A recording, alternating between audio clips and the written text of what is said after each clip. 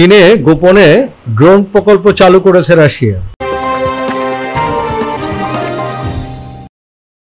ইউক্রেনের বিরুদ্ধে যুদ্ধে ব্যবহারের জন্য দূরপাল্লার আক্রমণাত্মক ড্রোন উৎপাদন করতে চীনে গোপন অস্ত্র প্রকল্প চালু করেছে রাশিয়া। ইউরোপের একটি গোয়েন্দা সংস্থার দুটি সূত্র রয়টার্সের পর্যালোচনা করা নথি থেকে এই তথ্য জানা গেছে। একটি নথিতে পাওয়া তথ্য অনুযায়ী রাশিয়ার রাষ্ট্রীয় মালিকানাধীন অস্ত্র কোম্পানি আলমাজ আনতে সহায়ক সংস্থা IEMZ কুপল স্থানীয় বিশেষজ্ঞদের সহায়তায় চীনে গার্পিয়া 3 অর্থাৎ G3 নামের একটা নতুন মডেলের ড্রোন তৈরি করে পরীক্ষা করেছে। চলতি বছরের শুরুতে রুশ প্রতিরক্ষা মন্ত্রণালয়ে কুপলের কাজের রূপরেখা দিয়ে পাঠানোর প্রতিবেদনে এই কথা বলা হয়েছে। কুপল পরবর্তীতে রুশ প্রতিরক্ষা মন্ত্রণালয়কে আরও জানিয়েছে তারা চীনের একটি কারখানায় G3 সহ অন্যান্য ড্রোন তৈরি করতে সক্ষম হয়েছে।